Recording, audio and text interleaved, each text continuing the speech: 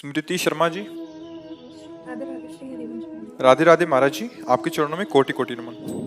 हे सदगुरुदेव, ये जानते हुए कि मेरे सदगुरुदेव सर्व समर्थ भगवत स्वरूप हैं, गुरु तत्व हैं, ना कि ये शरीर, लेकिन ज्ञान की कमी और स्वयं के देहाभिमान में स्थिति होने के कारण जब गुरुदेव के शरीर को कष्ट होता है तो मन व्याकुल हो जाता है। जिस रूप में गुरुदेव का दर्शन हुआ है उसके प्रति मन में प्रीति है और मन में ये प्रीति छोड़ना भी नहीं चाहते।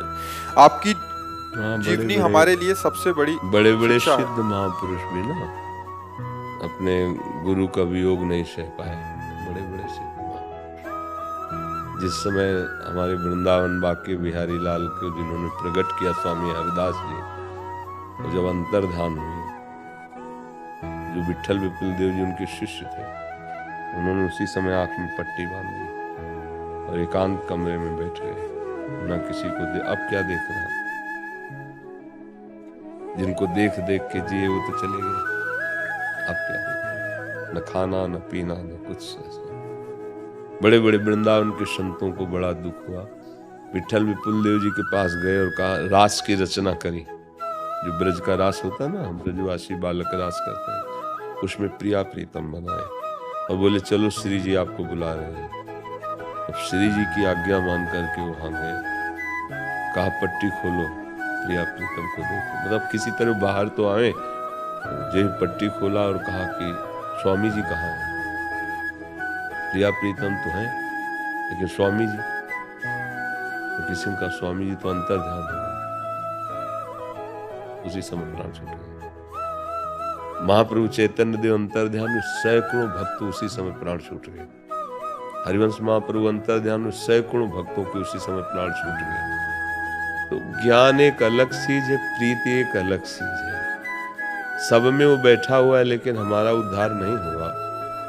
जब उसने रूप धारण किया तब हमारे जैसा बात की, हमको दुलार किया, हमको शासन किया, हमें डांट के प्यार के करके अपने स्वरूप का परिचय कराया, तो फिर वो शरीर भी ब्रह्म है, गुरु का शरीर भी भगवत स्वरूप है। पर ये जरूर दिमाग में रखे कि जाएगा तो है ही, क्योंकि ये जाने वाला है, आज नहीं तो कल जाएगा। तो जो बात है उसे पकड़ ले, और फिर जब उनका विरह जागृत होता है तो संसार का राग भस्म हो जाता है, क्योंकि गुरु का विरह है ना, फिर वो परमानंद में निमग्न हो जाता है। फिर उससे ये दिखाई देने लगता है कि हर समय गुरुदेव हमें प्यार कर रहे हैं, हमारे गुरुदेव हमसे गए ही नहीं। तुम्हारे दिमाग में गुरुदेव, तुम्हारे मन में गुरुदेव, तुम्हारे आसपास गुरुदेव दिखाई देंगे। प्रीति में बहुत बड़ा बल है। तो पर प्रगट में तो हर कोई यही चाहेगा कि हमारे गुरुदेव हमारे जीवित तो ना जाए, क्योंकि उन्हीं के शासन, उन्हीं के, हमारा बल वही है। जैसे अब कोई भी समस्या, कोई भी बात है तो गुरुदेव बल है ना। प्रगट में उनसे जाके बातचीत की, उनसे अपनी गलती बता दी, उन्होंने क्षमा किया या दंड दिया, वो हमारे साहब है, हमारी बात बन जाएगी। पर अब ये निर्धारित है कि जितने मिनट, जितने सेकंड शरीर है वह उतने ही रहेगा, इसके आगे नहीं रहेगा। अब इस पर किसी का काहू को बसना है, जो कछ हो सब तिहारी कृपा से बिहारी बिहारी उनका। नहीं तो बड़े बड़े महापुरुष हुए हैं, अगर उनका शरीर रहता तो जगत मंगल होता रहता।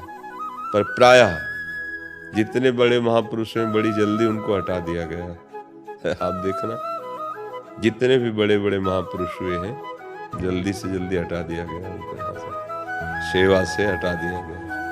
चाहे बड़े बड़े महापुरुष अवतारी हो या जन्म से भजन लेकर स्थिति प्राप्त किए हो, उनको हटा दिया। तो हमें चाहिए कि जैसे दांव लग गया है, सत्संग मिल रहा है, सब बातों का समाधान हो रहा है, तो हम एक अच्छे साधक बन जाए, तो हमें गुरु का सानिध्य अनुभव में आने लगे। नहीं प्रगट में तो वियोग होगा ही, यहाँ का खेल ही ऐसा है।